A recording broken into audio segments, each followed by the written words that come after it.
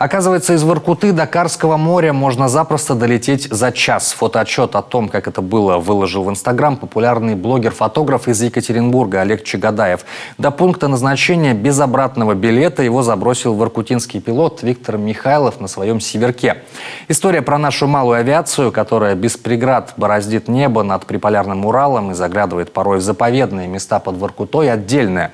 Летчик Михайлов действительно ас и преодолевает часто невероятные трудности, чего стоит только эта посадка на каменистый островок абсолютно дикой полярной речки. Давайте оценим.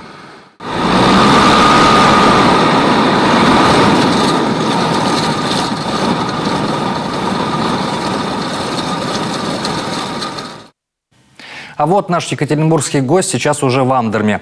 Оставшись после посадки в тундре наедине с собой, 35 километров пути он преодолел пешком. Все ради редких кадров невероятной арктической природы.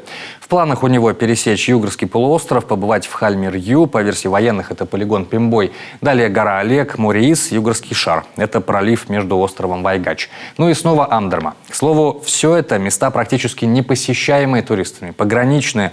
Но, возможно, так и зарождаются новые массовые маршруты.